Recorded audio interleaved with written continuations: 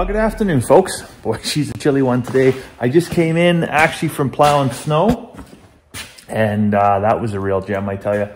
Yesterday, I ran some bales out and was really struggling to get around the yard. So I knew today I could not get away another day without getting the plow out and fixing that problem. So a couple hours in the tractor with the draw blade makes a world of difference. If you do not have one of these for your tractor and you live in, well, anywhere that you get snow, highly recommend you get these. I actually got this. It was attached to the back of our little yellow Massey tractor when I bought that tractor. I bought that tractor for $3,300 at an auction. And this was just a bonus. And for the most part, has been completely unused for the last 4 years while we've lived out here on the farm. Now, this year I hooked it to the back of the big tractor just because I thought it would make, you know, some really great additional rear end weight. And so I just tried it and I thought, well, let's see how it does. It is talk about a game changer. It is amazing. The only thing I really think I would do differently, well, and I've been meaning to do this for a long time, and just every time I hop in the tractor and hook this thing on and go, I always forget, is basically just take a can of WD-40 and lube that baby up so that this snow will actually slide off there.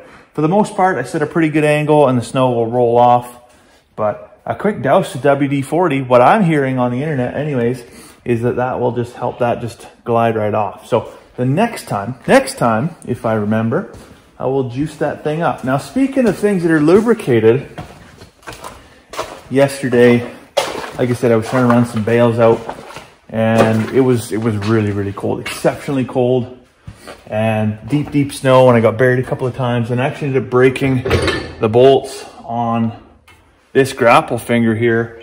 I meant to go to Home Depot and actually grab replacement bolts, but I forgot to remove this finger and get the bolt out so I could take it to Home Depot, make sure I got the right one. So I'm gonna do that today, get that out of there.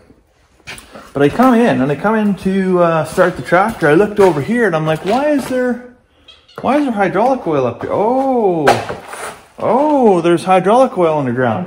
What is happening here? So I fire up the tractor and I just open the grapple because I'm just like, okay, we'll just open the grapple. And I looked around, couldn't see nothing. Okay, let's close the grapple, put a little bit of pressure on it. And I closed it and oil started spraying out of here. Now you can see this hose comes up and then just hairpin turns. Of course that's going to break, right? I'm shocked to see just how much tension this is in, and I'm not sure exactly what transpired here. There's a little bit of slack down here.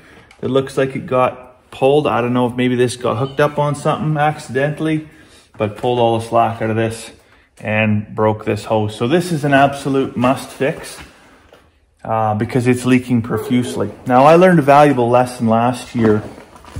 There was a hose, where was it? It was one of these hoses over here. Had a very slow drip. Not a big drip, just a little one, right? Just every once in a while, you know, there's a little pool on the floor. Doesn't seem to get any bigger, doesn't seem to get any smaller, but there's a drip. And I just kept adding oil, okay? I'll just add a little, just top it up a little bit, top it up a little bit, top it up a little bit. Before I know it, that little drip in the hose cost me $75 worth of oil. I was like, whoa, that's getting a little rich. I should really fix this hose.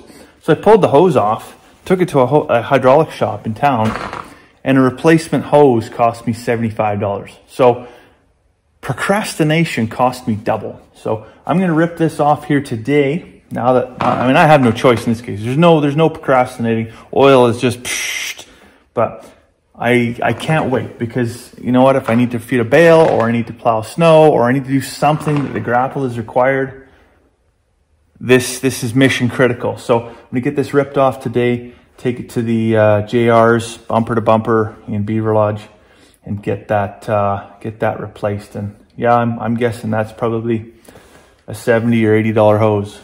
So you might have seen in the background, the wife's car is in the shop, hood up. That's never a good thing, right? This morning was a fiasco. It was -30. Her pickup wouldn't start. So I thought, okay, well, let's see if the car starts, because I've had it in the shop defrosting. It should be nice and warm. It's a really good plan B. It's not a really good plan B in terms of like, I mean, it's a Volkswagen Golf in northern Alberta when it's minus 30 and we've had a lot of snow. That's not really a good option. But in terms of having a vehicle in the shop that's warm and ready to go, I thought this might be an alternate option. So I come in here, put the key, oh no, key's already in the ignition, and turn it and nothing happens. Battery's dead. For some reason, this thing, when the key is in, the power stays alive. I don't know what it is, why it is. Probably something to do with the fog lights or some random accessory piece of crap, the stereo maybe, that somebody put in the last 15, 20 years. Anyways, we've only had it for like 3 years, and we just have religiously always just removed the key, and then the battery's good. But I drove it in the shop the other day and then just threw it in park, and because I sit in there like a big marshmallow, right? Because I got no room. So I literally just rolled out of there and crawled across the floor and left the key in. So the battery was dead this morning. So there was no plan B. So I managed to get her pickup going anyways. And I had that thing on the battery charger, and it's starting now. But lesson learned, I should really do some homework and figure out where that power is going. I honestly do think it's in the 12-volt memory sensor for the stereo. So we might have to go Amish and just pull the radio out. So I got all my gear at Bumper to Bumper here. Got a brand new hose.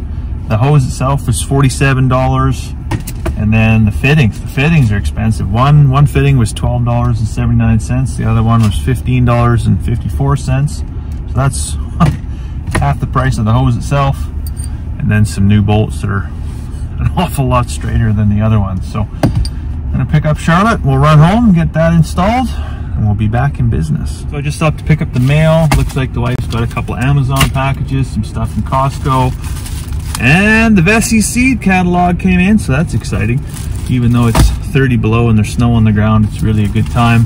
Start thinking, if you haven't already, start thinking about what you're gonna grow this year. It's pretty important, especially things are gonna get hard to come by. Supply chain's breaking down. We know this to be a fact, so think about what you can get in your garden and make your own supply chain. Well, I'm back in the shop here now, and I think I'm gonna do this grapple first, and then I'll put the new hose on, just because this thing's kind of hanging precariously here. Precarious is not good for business. Get these new bolts in there. Hopefully they're less inclined to go all kinds of different directions than the previous ones were. That's for sure. I might have to balance this on my head. I can balance that right there. Get this bolt in here. Lock washer. And if I stand right on my tippy toes and I hold my tongue the right way, I'll get that started on there. Perfect. And then one more for the other side.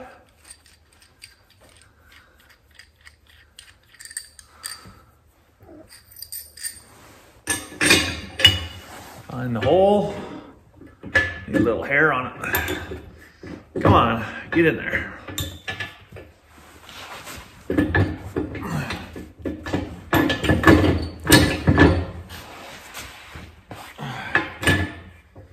Well, maybe it's enough to get a bolt started, or a nut started.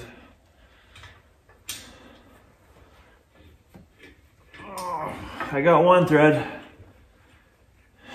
2 threads, 3 maybe.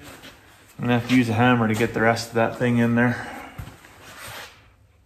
It's actually kind of cold in the shop right now. I made the fatal error of turning the heat off. Not turning it off, but turning it way down while I was on the phone earlier, because that heater makes quite a bit of noise.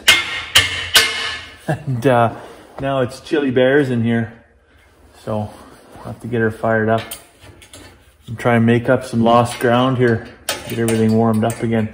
I am gonna, now that I got the battery charged in the wife's car, get that thing out and get that pickup pulled in here and let it have a full night of defrosting. I know my pickup got to sit in the shop overnight for one full night, and it was amazing. It was amazing how much easier it starts, how much nicer it is to drive. It's more comfortable to ride just because you're not packing 7,000 pounds of ice and snow and even frozen mud, right? Makes a world of difference.